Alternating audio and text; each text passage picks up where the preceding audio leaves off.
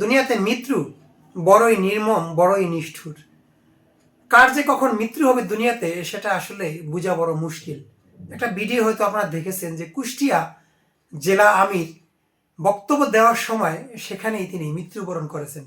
ইন্না লিল্লাহি ওয়া ইন্না ইলাইহি রাজিউন। মহান আল্লাহ তাকে জান্নাতবাসী করুক। একটু ভেবে দেখুন।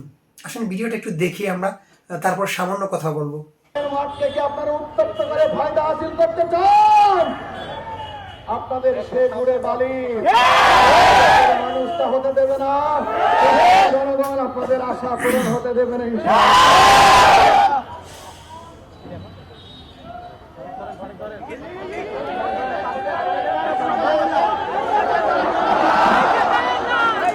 আর এই জীবন নিয়ে আমাদের কত অহংকার, কত লোভ লালসা, তাই না? হৃদয় বিদারক ঘটনা। মহান আল্লাহ তাকে জান্নাতবাসী করুক, এই কামনাই করি। যাই হোক, যেহেতু চরমনাই বের হয়ে গেছে, এখন আছে 10টা দল নিয়েই আপনার জামাত ইসলামের যে জোট, আর সেই জোটের একটা সফর সঙ্গী হলো এনসিপি, যাকে অনেকেই জাতীয় শিশু পার্টি বলে। কেন বলে? তারা বাচ্চা কাচ্চা, ছোট মানুষ, স্টুডেন্ট, তাদেরকে জন্যই অনেকে শিশু পার্টি বলে, জাতীয় শিশু পার্টি। যাই হোক, আমি তাদেরকে নিয়ে ট্রোল করছি না, আমাকে মনে কিছু করবেন না, অনেকে বলে, আমি এই জন্য বললাম। জামাত ইসলাম এই যে এনসিপিকে 30টা আসন দিয়েছে আগামী নির্বাচনের জন্য 10 দলীয় জোটের থেকে।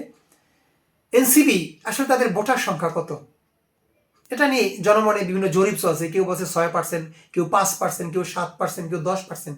আসলে বাস্তবিক পক্ষে যেহেতু তারা জামাতের সাথে জোট করেছে, 10টা দল মিলিয়ে যেহেতু জোটটা হয়েছে, তারা কতটা আসন পেতে পারে এ নিয়ে চলছে নানা গুঞ্জন। তারা চেয়েছিলেন একবার নিজেরাই এককভাবে নির্বাচন করবেন, তারা কিন্তু না করে তারা সেই জামাতকে, যে জামাতকে একসময় তারা সমালোচনা করতো, সেই জামাতের সাথে তারা জোট করেছে। জোট করে তারা আগামী নির্বাচনে একটা চাচ্ছে যে কিছু সংখ্যক আসন পাওয়ার জন্য। কয়টা আসন পাবে এ নিয়ে জনমনে চলছে জরিপ। কেউ বলছে 10টা, কেউ বলছে 12টা, কেউ বলছে 2টা। এখন কি হতে পারে সেটা হয়তো আসলে এইসব জরিপ দেখে আমরা বুঝতে পারবো না। সেটা হয়তো ভোটের মাঠে ভোটারদের সিল মারার উপরে নির্ভর করবে আগামী নির্বাচনে কে কয়টা আসন পাবে। চরমনাই জামাত ইসলাম থেকে বের হয়ে গেছে, এ নিয়ে চলছে নাটকীয়তা, চরম নাটকীয়তা। জামাত কি চরমনাই কি ভুল করলো না ভালো করলো, এই জরিপ হয়তো আপনি মিলাতে পারবেন না। তবে আমার ব্যক্তিগতভাবে ধারণা যে আপনার চরমনাই ভুল করলো, কারণ তারা এককভাবে বেশি সংখ্যক আসন যে জিতবে এটা তারা কোনো সময় বলতে পারবে না। হয়তো 2টা-4টা আসন পেতে পারে। জামাতের সাথে থাকলে হয়তো তারা মোটামুটি ভালো সংখ্যক আসন পেতে পারতো, পেয়ে আগামী নির্বাচনের পরবর্তী সময় সংসদে একটা প্রতিনিধিত্ব করতে পারতো। সেই বিষয়টা তারা হাতছাড়া করে দিয়ে তারা হয়তো, আমি মনে করি যে একটা ভুল পথে আছে, ভুল সাগরে তারা হাবুডুবু খাচ্ছে। সেখানে জামাত ইসলামের কিছুটা হলো শক্তি কমে গিয়েছে, এটা আপনি যতই না বলেন না কেন, এটা আপনাকে স্বীকার করতেই হবে। এখানে বিএনপির জন্য একটা ভালো দিক হয়েছে, বিএনপির পজিটিভ দিক, কারণ চরমনায় যে ভোটগুলো হবে একটা আসনে, সেই ভোটগুলো পুরোটাই পচা যাওয়ার সম্ভাবনা আছে, কারণ সেখানে তো এককভাবে তারা না হতে পারে, সে ভোটটা জামাতও পাবে না। তাহলে কি হবে? ভোটটা পচা যাবে, মাঝখান থেকে বিএনপি লাভবান হবে। এটাই বিশেষজ্ঞরা বলে। এটা আমি বিভিন্ন জরিপ করি, আমিও কিন্তু বিভিন্ন মানুষের সাথে কথা বলি, পথে ঘাটে, মাঠে, প্রান্তরে, চায়ের দোকানে।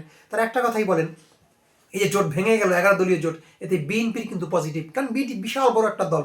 এই দলের ভোটার সংখ্যা লক্ষ কোটি ভোটার, তারা কিন্তু বিএনপিকে ভোট দিবেন আপনি যতই যা বলেন না কেন, কারণ এদের ঘরে ঘরে ভোটার, এদের কাছে ভোট চাওয়া লাগবে না। যেহেতু আওয়ামী লীগ নেই, আওয়ামী লীগ বিহীন বিএনপি ছাড়া এই বাংলাদেশে কিন্তু শক্ত প্রতিপক্ষ আর নেই বললেই চলে। সেখানে কিন্তু বিএনপি অনেকটা ভালো করবে। হয়তো আগামী নির্বাচনে যদি সব ঠিকঠাক থাকে, বিএনপির জন্য যদি কোনো পজিটিভ দিক থেকে থাকে, তাহলে বিএনপি ক্ষমতায় আসবে এবং জামাত ইসলাম হয়তো বা তা বিরোধী দলে বসবে। এমনটাই বিভিন্ন জরিপে, আমার ব্যক্তিগত জরিপে কিন্তু উঠে আসছে বারবার। চায়ের দোকানে, মফস্বলে, বিভিন্ন ডিস্ট্রিক্টের মানুষের সাথে, অফিসে, আদালতে আমি কথা বলি। যাই দর্শক, আমার জরিপের সাথে হয়তো আপনার জরিপ নাও মিলতে পারে। আমার এই জরিপে যদি কেউ মনে কষ্ট পেয়ে থাকেন, আমাকে ক্ষমা করে দিবেন, কারণ আমি যেহেতু মিডিয়াতে কথা বলি, আমি যেহেতু ইউটিউবে কথা বলি, ফেসবুকে কথা বলি, এগুলো আমি বলতে হয়, এটা আমার একটা পেশা। তাই আশা করি কেউ খারাপ মনে করবেন না। আপনার জরিপ কী বলে আমাদেরকে আপনি কমেন্টে লিখে জানাতে পারেন। আসলে মৃত্যুর কোনো গ্যারান্টি নেই, এটা কথা বলেছিলাম না? এই জীবন নিয়ে আমাদের কত অহংকার, কত লোভ লালসা, ক্ষমতার জন্য দৌড়াদৌড়ি। এক একজন প্রার্থী 50 লক্ষ টাকা, 1 কোটি টাকা খরচা করবেন, প্রায় 1000 প্রার্থী আছেন। এই যে ক্ষমতা, ওনাকে যেতে পারবেন না। এই টাকাগুলো যদি গরিব দুঃখীকেও দেওয়া যেত, এদেশে আমি মনে করি কোনো গরিব মানুষ থাকার কথা না। তারপর দেখবেন যে ক্ষমতার জন্য, রাজনীতির জন্য, ক্ষমতার মোহের জন্য, প্রধানমন্ত্রী হওয়ার জন্য, রাষ্ট্রপতি হওয়ার জন্য কত চেষ্টা, কত প্রচেষ্টা। অথচ আজকে জামাত ইসলামের একজন আমির, কুষ্টিয়া জেলা জামাত ইসলামের আমির, তিনি হঠাৎ করে মারা গেলেন। এই হলো আমাদের জীবন। আর এই জীবন নিয়ে আমাদের এত অহংকার, এত লোভ লালসা। মহান আল্লাহ সবাইকে বুঝবার তৌফিক দান করুক। আল্লাহ হাফেজ।